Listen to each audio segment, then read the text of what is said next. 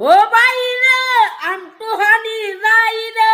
আসসালামু আলাইকুম ভাইয়ারা। এই আনোয়ার মামাকে আপনি আমি সবাই চিনি। এই আনোয়ার মামার যদি জীবন কাহিনী আপনি শুনেন তাহলে আপনার চোখ দিয়ে নিশ্চিত পানি বাইর হবে। আনোয়ার মামার জন্য আজকের ভিডিওটি শেয়ার করে দিবেন।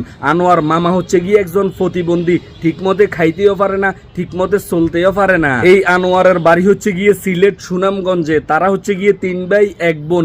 এই আনোয়ার হচ্ছে গিয়ে সবাই ছোট। এই আনোয়ারের মাও নাই, বাবাও নাই। ফ্যামিলির অবহেলার কারণে আনোয়ার ফতে ফতে রাস্তা রাস্তায় ঘুরে। কোন ফতসারির যদি মন চাইতো তাহলে তার খাওয়ারের অতিরিক্ত অংশ এই আনোয়ার মামাকে দিত খাওয়ার জন্য। এই আনোয়ারকে দিয়ে অনেক মানুষ বিভিন্ন ধরনের কাজ করাইতো, বিনিময়ে তাকে একটা কলা একটা রুটি খাওয়ার জন্য দিত। এই আনোয়ারকে মানুষ যখন যে জায়গায় পাইতো তাকে নিয়ে হাসি রং তামাশা ঠাট্টা করতো, কারণ আনোয়ার ঠিক মতে কথা বলতে পারে না এবং কি বলবে সেইটা বুঝাইতেও পারে না। এই জন্য বিভিন্ন জায়গায় বিভিন্ন মানুষ তার কান টানা, চুল টানা, পাঞ্জাবি টানা, তাকে ধাক্কা দেওয়া, তাকে নিয়ে হাসি রং তামাশা করা, এইগুলি সবসময় তার সাথে মানুষ করত।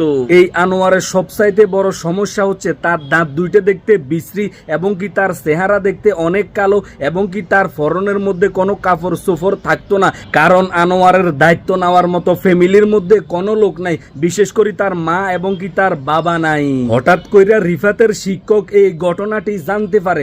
রিফাতকে আপনারা সবাই তো জানেন। রিফাত হচ্ছে গিয়ে ওই ছেলে যেই ছেলে বলছিল জাতীয় মাছের নাম হচ্ছে গিয়ে ফাঙ্গাস, কারণ রিফাত জন্মের পর থেকে ফাঙ্গাস মাছ খেয়েছিল। ইলিশ মাছ খাবে কোথায় থেকে, কারণ তারা যে মধ্যবিত্ত ফ্যামিলির ছেলে। এই জন্য রিফাত বলেছিল হুজুরকে জাতীয় মাছের নাম হচ্ছে গিয়ে ফাঙ্গাস, কারণ জীবনভর খেয়েছিল ফাঙ্গাস মাছ। সেই রিফাতের শিক্ষক মহৎ লোক এতিমখানার দায়িত্ববান হুজুর আনোয়ার মামাকে তার নিজের সন্তানের মতো করে এবং কি নিজের কাছে রাইখা তাকে গোসল করায়, তাকে খাওয়ায়, তার যত দায়িত্ব আছে সবকিছু নিয়ে নিছে এই মহৎ হুজুর। এই মানুষটাকে একটু দেখেন, এমুই চাইয়েন না হেমুই চান। সাগর পারে দিব রে।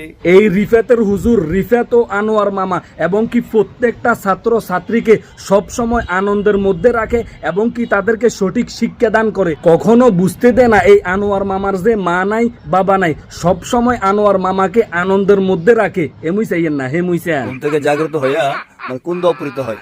ইন্না লিল্লাহি ওয়া ইন্না ইলাইহি রাজিউন।